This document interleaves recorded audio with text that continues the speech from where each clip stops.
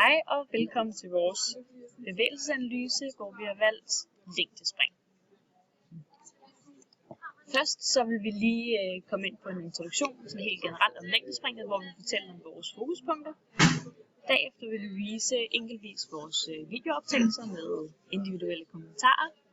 Så vil vi beskrive nogle af de aktive hovedmuskler, der er i spil under 3 forskellige bevægelsessituationer. Og til sidst vil vi lige kort kommentere på det hele. Og længdespringet, det er en af atletikkens mange forskellige discipliner. Her er høj løbehastighed og et godt afsæt nogle af forudsætningerne for, at man får et rigtig godt længdespring. Helt overordnet så kræver det rigtig mange hurtige hvide muskelfibre i benmuskulaturen, hvis man gerne vil være en god længdespringer. Og hvis man ser sådan lidt mere teknisk på selve springet, så kan man dele det op i 4 bærende elementer, som er tilløb, afsæt, svæv og en landingsfase. Ja. Inden vi lavede vores længdespring, der besluttede vi os for nogle fokuspunkter. Det første det var, at vi gerne ville forsøge at få høj hastighed på vores tilløb. Derefter i vores afsæt koncentrerede vi os om, at det skulle være inden for indløbszonen, som var på en halv meter. Vi skulle springe med samlede ben og kigge lige frem. Og til sidst koncentrerede vi os om, at landingen blev med benene samlet, søgende fremover. Først vil jeg gerne vise hele mit længdespring.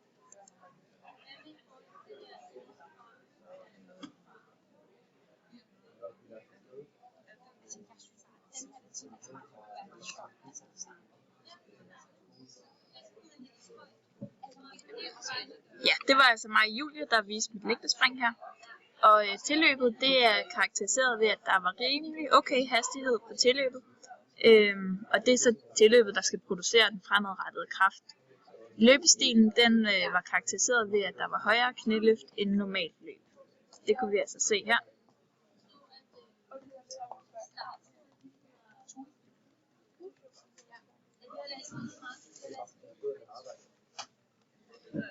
Så kommer vi til afsættet, som sker på venstre fod, og det er altså et godt stykke før indløbszonen slutter. Afsættet det tilfører springet en vertikal kraft. Jeg mangler dog et kraftigt armtræk ved afsættet.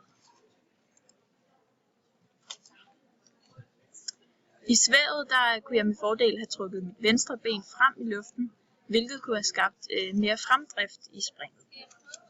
Landingen er vigtig. I landingen er det vigtigt at lande begge ben samtidig. Og jeg mangler her igen mit venstre ben og få det med frem. Så det lander altså, mit venstre ben lander lidt senere end det højre.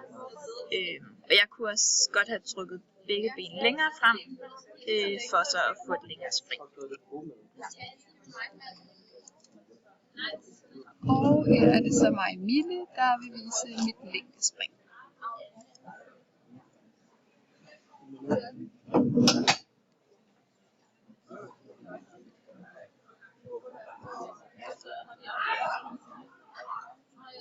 Og som man kunne se her på mit længdespring, kunne jeg med fordel have en højere hastighed på mit tilløb, da det på den måde vil være medvirkende til at give et højere spring, og dermed også et længere selvfølgelig.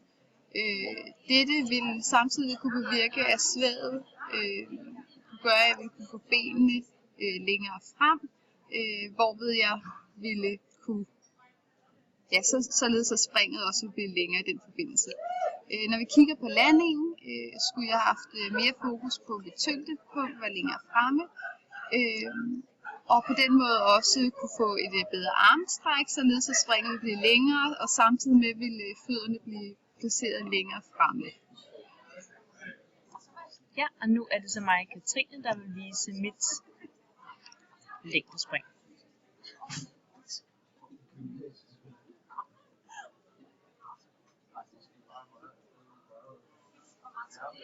Ja, og som man kan se, så har jeg en god tilløbsfart. Jeg har et godt armtræk, men optimalt set kunne jeg godt have i mit tilløb have benyttet mig af endnu højere knæløft, som netop er karakteristisk ved længdespringet.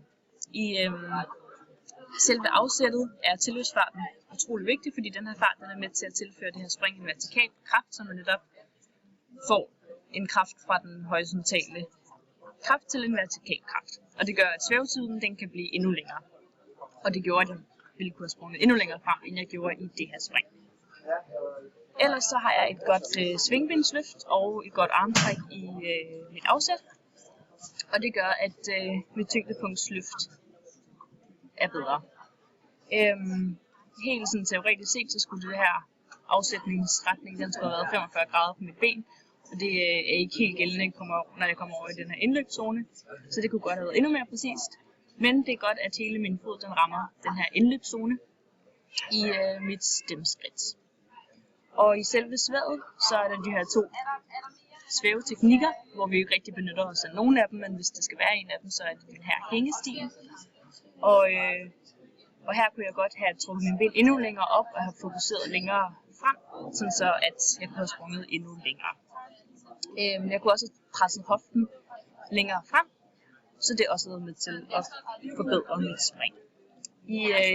I selve landingen, så skulle jeg have taget mit tyngdepunkt længere frem.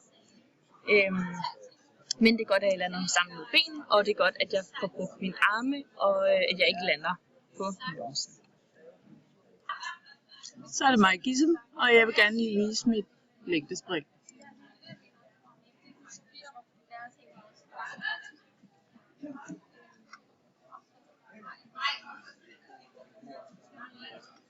Ja, og det der er mest bemærkelsesværdigt i mit længdespring, det er, at min knæ ikke er høje nok, og min overkrop ikke lænder sig nok forover. Og derudover der er heller ikke nok fart på under til. Godt. Vi har valgt at lave en bevægelsesanalyse af 4 faser af det her længdespring. Faserne er tilløbet, afsættet, svævet og landingen. Vi går altså ikke ind i alle detaljer i faserne af længdespring, men blot de 4 her. Vi har valgt at lave vores analyse ud fra de hovedmuskler, der bliver brugt, samt musklernes måde at arbejde på, altså arbejde i ekscentrisk eller koncentrisk.